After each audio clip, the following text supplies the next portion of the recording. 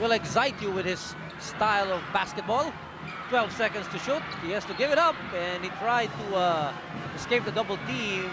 Foul there. Parang palos itong si Willie Miller. Dalawa sumalubong sa kanya, pero ginamitan lamang ng magaling niyang dribbling abilities. Nakalusot ito, may foul pa. At ang foul ay tatawag laban kay Amador. That will be his first personal foul. With the inbound by Miller. 6 and 20 dito po sa first half. Lamang ang Letran ng 6 na puntos. And Calagio is back for the Letran lineup. Ito yan. Kita mo naman yung lusot ngayon. Big basket for Calagio. Instant offense from the top. Letran Knight. So, through the gauntlet para kay Calagio. 6 minutes remaining. 8-point lead for Letran. There's a good pick and roll. And yes, Marupot will score, and people play the making para sa Cardinals. Very patient play for Mapua at that time. Si Marupot, dalawa yung kanyang dinaanan. Pero ito, makikita muna natin yung lusot ni Calagio. Dalawang dinaanan, papektos ng konti, dire-diretso. Pero on the other end, binawian sila ni Marupot na nasa free throw line to complete ay 3-point play. Mataas na bata rin si Steve Manukot. At kompleto ang kanyang 3-point play. That's his first 3 points ng ating laban. Only a 5-point lead, Randy. At yung momentum, mukhang unti-unti lang nakukuha ng Mapua. Yes, slowly. Here is Prior.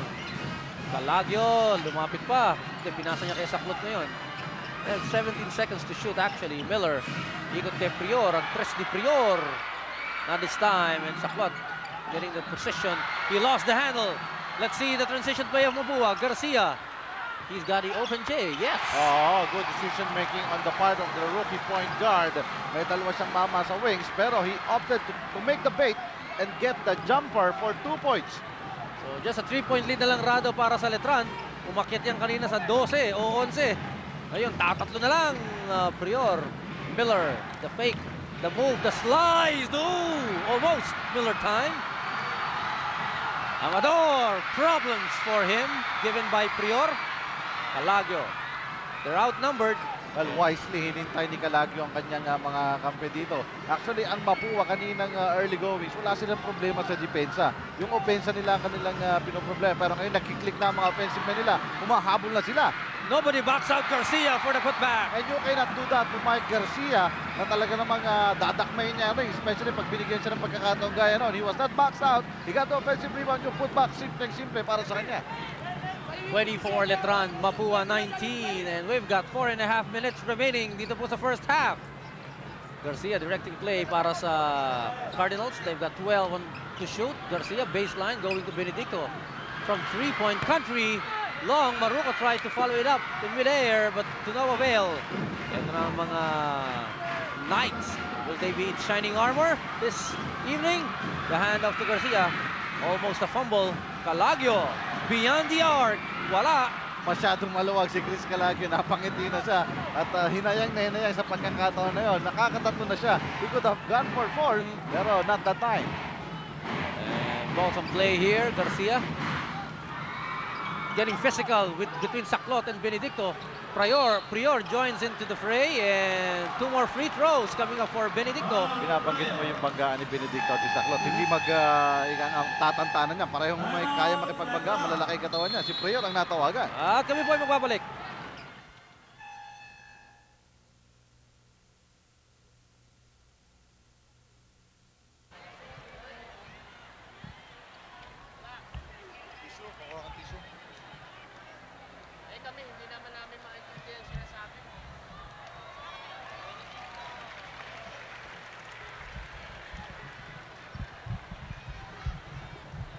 Okay, balik tayo rito sa Araneta Coliseum. Magandang gabi po sa inyong lahat. First game, Letran versus Mapua. Lamang po ang Letran, 24-21 with that shot of Benedicto of Mapua. Kompleto ang kanyang mga free throws. He now was 14 of the 21 of MIT. Pero I think this will be a problem for Mapua dahil itong si Benedicto wala pang palit. Hindi pa napapalitan ito. At nice hustle on the part of Mapua. Ayaw silang sukuan. Gusto pa tayong pasahan ng bola. Oh, well, it's on the defense. Kaya nakabalik itong Mapua. But tama yung pinunto mo, no? Kung laging si Benedicto lang i-score. Hanggang saan i-score itong si Benedicto? Is he a scoring machine? Garcia! Oh, bye! Big challenge. At talagang nagtigilan pa sila ni Rodriguez. Dahil kanina, sinapal ni Rodriguez itong si Mike Garcia. Not that time, sabi ni Mike Garcia, Talaga nagtitigan pa sila eh. Talaga namang aerial battle. Kumbaga panabong itong dalawang to. Lalo pa pag nag-mature na itong mga ito, Randy. Yes, and through the years, you'll see them here sa VDB on IBC, the NCAA game, 73rd season. Miller, 2 minutes and 58. Miller sees daylight. He's blocked, but fouled by Omanzi Rodriguez. Oh, and I feel itong si Willie Miller has the athletic capabilities pero is being too fancy here, Randy. At yung layup niya, imbes na maging strong siya sa pagpasok, medyo ibinombo pa niya ng konti. Habol na habol ang mahabang galamay ni Rodriguez. Pero unfortunately, that will be the third for the Mapua center, the rookie center at that. And Miller will go to the free throw line. Miller, ngayon po hindi pa nakaka-score ito. Malakas pa yung kanyang free throw. A lot of expectation from this second-year player, William Miller, who stands 5'10", a management student from Letran. Nanggaling po ito sa Olonga po, 175 pounds. Wala pa rin. 0 points pa rin up to this point, Randy. Oh, hindi niya makakuha yung pitik na maganda ngayon eh. Samantala, Rodriguez, he's got 3 fouls and he has to be replaced. Oh, at papasok sa kanilang starting center. That's Watson. Number 19, 6'6" center. 26-21. Pimentel. Oh, that's short. Again, mabilis yun. Hurried shot and no time to hurry dahil halos kasi simula pa lamang nung kanilang shot, 30-second shot clock. 7-8 seconds into the shot clock, ito nira kagad ang Mapua, and of course, that's a maturity on the part of their offense. Here is Raimundo back in the fold para sa Letran. Miller, look at the turn, and that's an offensive foul. Well, ito yung binabanggit natin about Willie Miller. Pwede niyang atakihin yun for some other reasons, pero not that style. Yung tatalo na niya, yung kanyang ikot na yan, even nilabas pa niya yung kanyang braso, foul prone talaga yon. So Miller will be called for the offensive foul, his second personal. Yes, and Miller, siguro yung mga pihit niya, isip niya, he have to spin because you have to move away from your guard. Hindi yung babagay mo yung gwardiya mo. And in that case, we saw how Miller and Reyes lost the ball. It was tumama po sa putong linya sa my sideline. So turnover with 2 minutes and 15 seconds dito sa second quarter. Giving another opportunity para sa Letran na magbigay ng malaki-laking espasyo. Mapua, pinapahirapan ang kanilang mga turnovers just like that one. Raimundo had to think twice. He's given an opportunity here. Miller again. Hindi pa nagsisettle si Miller. Masyado pang fancy. And look at Calagio changing shots. And Reyes, he had to throw it up anyway he could. Binawi na ni Reyes yung kanyang bubo kanina. Hindi siya handa sa pasa pero ngayon handang-handa siya sa fast break. Only a 3-point lead, Randy, and Mapua is in the game. Yes, we've got a great ball game ahead of us. The handoff to Raimundo, it's still short, and the Cardinals wisely taking care of the leather. Here is Pimentel. And that's an offensive foul against Pimentel. Sayang na pagkakataon yun, Randy. May momentum na Mapua and Prior. As a rookie, pinagpapakita ng composure dito. Talagang magandang kanyang pagmama ng point. Miller ang papalitan at ipapasok si Viloria. And Raimundo will be replaced likewise para sa Letran. At si Velis naman ang papasok para dito sa rookie center na si Kirby Raimundo. 1 minute and 20 seconds to go sa ating first half. Well, in the amateurado, yung ganung klase ng mga kontak, mas malamang natawagan ng offensive foul yung mga nakikita natin. Kaya nakakarami tayo. Samantala, nakakarami na ng tirang mintes itong Letran. Ang problema ng Letran, Randy, nag-rely sila sa offensiva. They're not playing good defense dito sa first half of play. Kaya anong naging malamya na kanilang opensa, nahabol na sila. Tatatlong puntos ang naghahati sa kanila. Under a minute and forced shot there para sa Mapua. 50 seconds remaining. Obviously intimidated by the shot blocking attempt of Velez. Kaya nag-iba ng tira Itong number 19 ng Mapua. Well, good handoff and the pump fake. Velez. 2 free throws awaiting him. And let's see, will it be against Tuason? Yes, it will be Tuason. Well, tama ka. Number 19, that's Tuason. That would be his second personal foul. And Mapua will call their second time out of the half.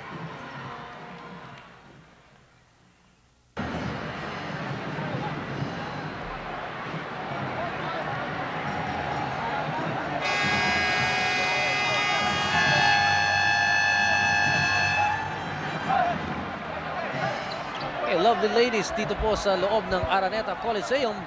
And that's what this NCAA league is all about. Beautiful, young, talented, a lot of energy. Yeah, the exuberance of the youth. Kung sabihin nga nila, a lot of exuberance dito sa ating laban na ito.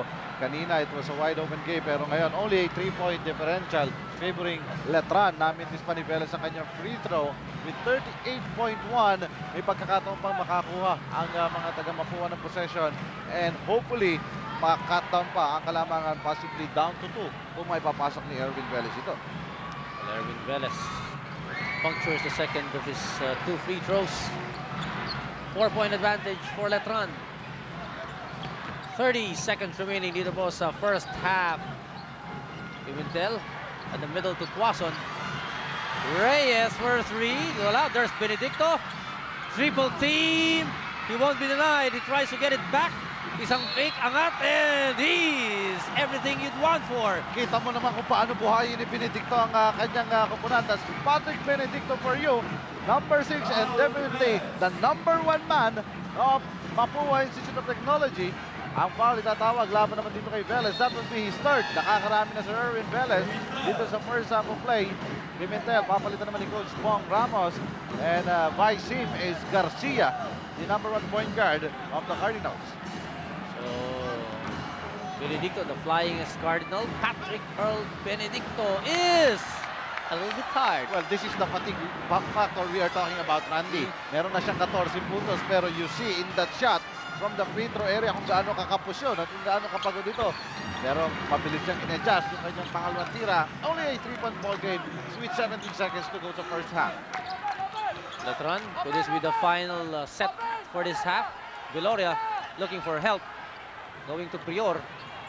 So the 1 and 2 position, Prior and Viloria. And that's a charge against Viloria. Oo, at maganda yung ika nga pag arte doon ni Reyes. At nakuha niya yung attention ng ating mga referees doon. Si Viloria medyo ibinaba niya yung kanyang balikat. Kaya pag angat niya, huling-huli na siya ng tiyempo ni Reyes. It's gotta be the last shot of the first half. So Letran, 27, Mapua 24 after 20 minutes of play. Kami po nirado yung magbabalik.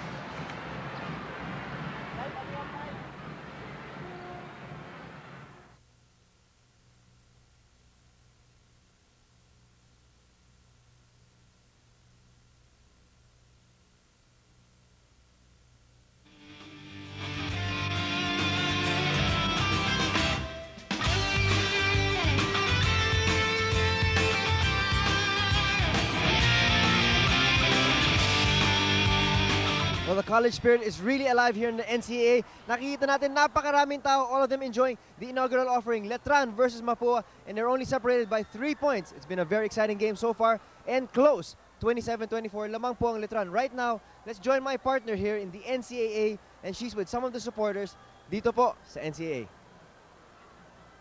Thank you, Anthony. And with me right now are proud students who are each rooting for their own schools. Let's start with the rose among the thorns. Hello, my name is Ate Lisa, and I'm third year Mass Communication from San Sebastian College, Recoletos.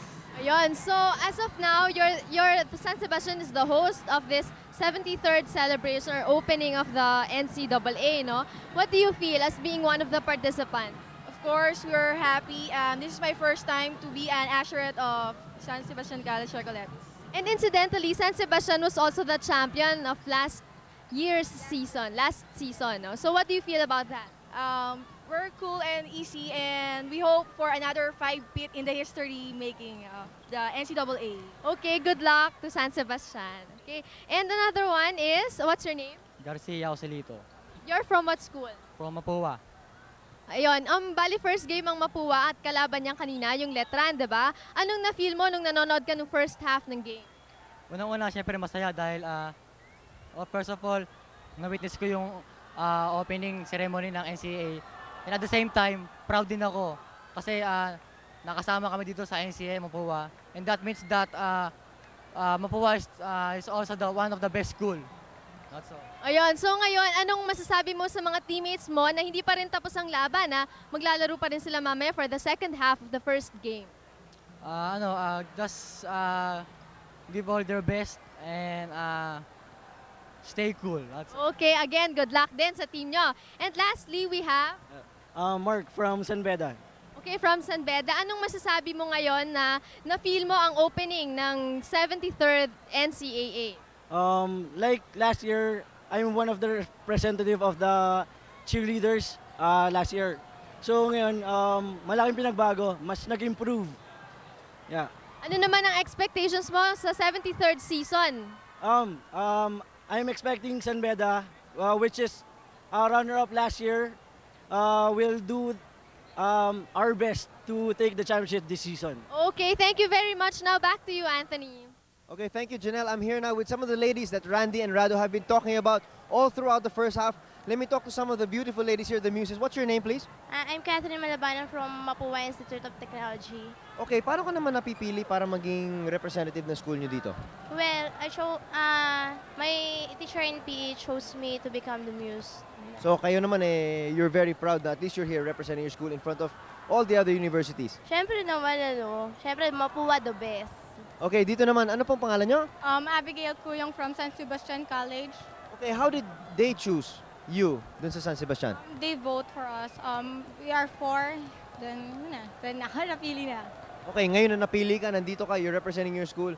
Siguro, you're very honored for that. Yeah, because San Sebastian is the best in basketball. Okay. Nako, all of them are saying that they're the best. Baka mag-away-away sa... What's your name, please? My name is Bianca Lapus. Okay, you're representing what school? Letran College, the best talaga. Ano ba talaga yung the best dito sa tatlo? Anyway, what is the process that they choose the Muses to represent the schools? Same as San Sebastian. I think they voted, and maybe because they see me on TV, probably like it. So you must be definitely proud. Now, how do you feel that Letran is playing? And they're leading by 3 points. So far, at least for the first half, you're the best. We're the best talaga. I agree. Okay, right now, let's go back to my partner, Janelle, kasi may interviewin siyang isang vice mayor, and he's also from Perpetual Health College. Janelle? And now I have beside me the proud president of Perpetual Health, Vice Mayor Tamayo. Good afternoon, sir. Good afternoon. Okay, sir, may tatanong ko po sa inyo, ano pong nafe-feel nyo ngayon na for 2 consecutive years ay naging overall at general champion ng Perpetual Health? Siyempre, we are very proud and very honored. At all the teams in the NCAA are Manila-based. Tayo lamang ang taga Las Piñas. At ito ay isang karangalan dahil sa ang General Championship for 2 consecutive years nakuha ng outside of Manila. O bali, ano-ano po bang mga categories yung mga napanalunan ng mga players nyo from Perpetual Health? From swimming, champion tayo dyan, chess, sa football, track and field, at itong volleyball, and others. And I'm sure Perpetual Health really does make a champion, no? And one of those is Bong Hawkins, who is now making a good account of himself in the PBA. What do you think about that, sir? We're very proud of him. He's our product. We produced him really to be one of the best players now in the Philippines. How does Perpetual Health really make a champion? We work hard, we train them hard, and we make them appreciate the value of sportsmanship in relation to promoting quality of life. Okay, thank you very much, sir. Any last message for your students?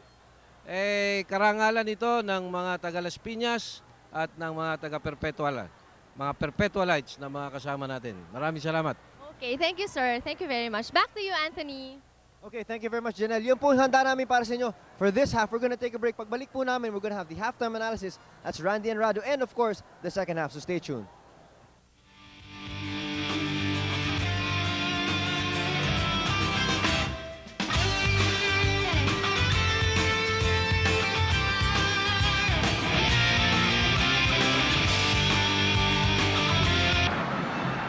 So 27-24 at the end of the first half. Lamang po ang Letran ng 3 puntos lamang. And Rado, the synopsis of the first half.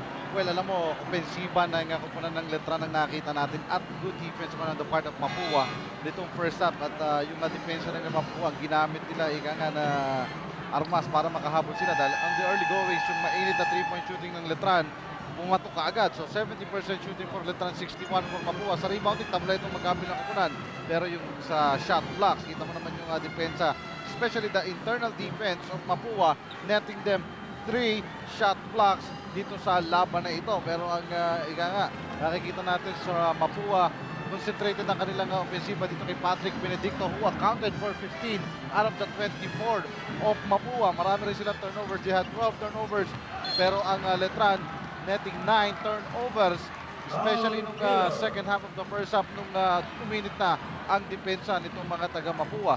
So ang problema ng Mapua dito would be their offense na unti-unti nang nag-pick up dahil gumaganda na ang ball movement, pero itong mga taga Letran kailangan namang humigpit ang kanilang depensa. Okay, that's the first half for you. At dito sa second half, partner, Miller started the show with a foul and he's taken out by Viloria. And they work the ball inside to Tuason for Mapua. Well, ito ang lakas ng Mapua lineup, Randy. Gaya ng binabanggit natin, puro sa loob ang kanilang lakas offensively and defensively. That time, Tuason tallying the first 2 points of his team and only a 1-point ball game at the start of the half, 27-26. Knock, knock. Here comes Mapua. Raimundo still unsettled for the rookie. Another block and another defensive stop. At itong si Benedicto playing like Nelson Aceitono of San Miguel Beer. Yung mga kampi niya, panay ng depensa, bigay nyo na lang sa akin sa opensa. Hinawas 15 at maraming pang aasahan dito kay Patrick. He plays the same position. And the long tray gives Mapua the lead for the first time. Tama ka, unang pagkakataon nito at gaya ng binabanggit natin sa depensa, walang problema, mas madaling gamutin yung opensa. Ngayon nagkiklik na, they're on top by 2. That's the first 3-point shot of Reyes. And alive are the Cardinals. Prior going to Raimundo. And looking for it. Finally getting it mula dito kay Kirby Raimundo. Ito yung supply ng kumpiyansa ay binibigay ni Coach Molet Pineda dito kay Raimundo. Kanilang first half he's been struggling, pero ngayon kita mo yung kumpiyansa niya sa pag-atake sa loob. Deadlock score, 29-all. Yan po ang unang-unang tablahan sa laro ng Mapua at Letran ngayong gabing ito. 29-all. Morales, the rotation going to Benedicto. The power, the slice, but not the basket. Opportunity for Letran to regain the lead.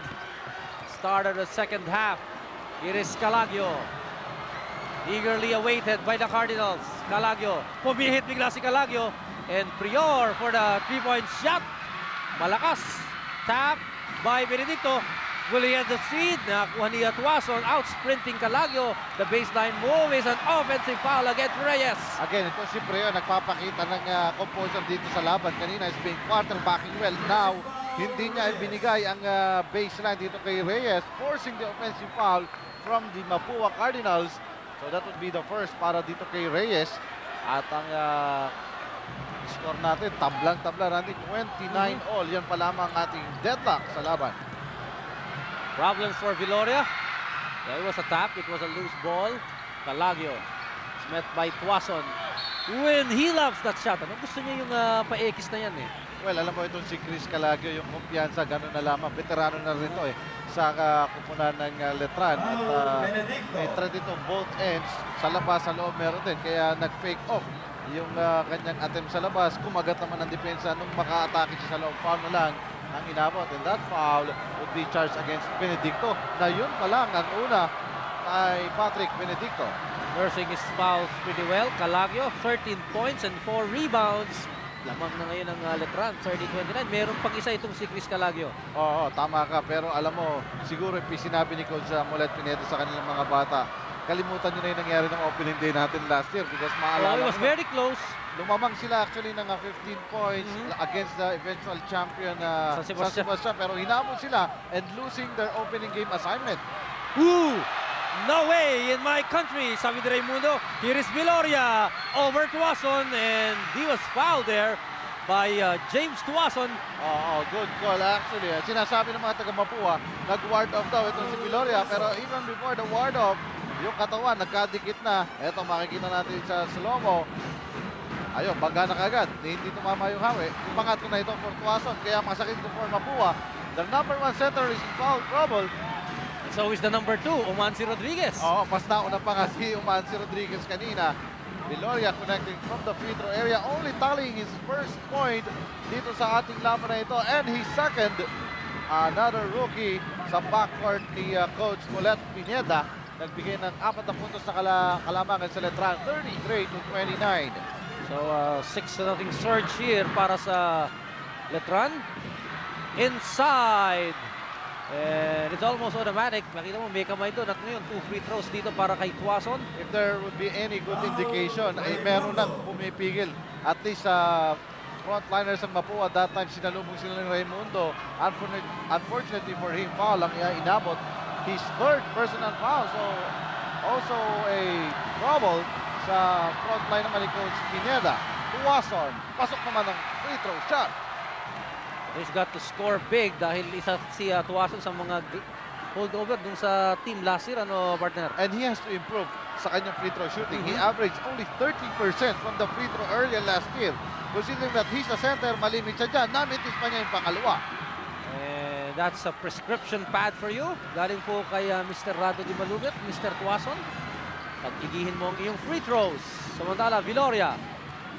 He's got strong upper body strength and still going the Cardinals' way. Ito ngayon, tatakbo, 3-on-3. Garcia, Reyes for the 3.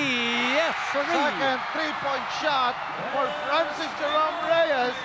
Total of 8 points for the 6-2 forward of Mapua. At siya nagsisindi ng momentum dito sa second half of play. Again, tying the ball game at 33. Reyes already with 2 triples into the second half. Escape there. Raimundo partially deflected. Oh boy, the Cocks are back. Oo, iba na yung mataas tumalon. Si Mike Garcia hindi na ibinaba ang bola at suspending himself sa ere. Iba na, baka nga naman abutin pa siya ng malalaki ng Mapua. Parang mga panabong itong mga to. Total Reyes, the handoff, and there's an offensive foul on Francis Reyes. Oo, hindi niya narinig yung pito sa lakas ng mga fans dito. He was able to give up that pass, pero earlier, an offensive foul was called against him. That would be his second personal foul. And Viloria taking the charge. Meanwhile, Letran 35, MIT 33. 16 and 14. 16 minutes and 14 seconds dito po sa second half. Yes, Rado. Huling inilabas si Raimundo dahil sa kanyang pangatlong personal foul. Yung veteran center nila, si Rolly Saclot, siya naman ang papasok ngayon. MIT with 14 fouls. Letran, still none. Viloria, he's got the field but not the basket. And diving for it. And masakit yan, partner. Plus may pagod na rin ito si Patrick Benedicto. Sumadsad no? In that play. At kaya hindi nagustuhan ng mga taga Mapua dahil si Chris Calagio yung nakatama sa kanya sa kanilang rebound battle. Actually, no intention to foul at all. They were going for the ball. Kaya lamang, masama yung tama mula sa likuran dito kay Benedicto. And that's number 2 on Calagio. And I stand corrected. 3 team fouls for Letran, 4 for Mapua. Pero tuloy pa rin.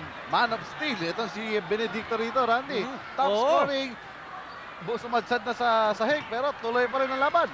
And the last time I saw a productive number 6 player from Mapua, I think was Panal and Atoy ko. So he's got the tradition behind him.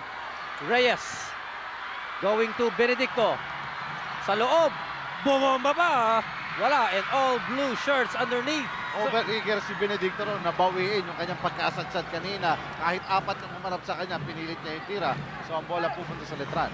Lamang ng 2 points ang Letran, 35-33 with 15 and 21 seconds dito sa second half. The short stop by Garcia won't fall. Tuason controls the leather for Mapua. Tignan mo, si Benedicto pa nagbababa ng bola para sa Mapua. Just like Asaytono.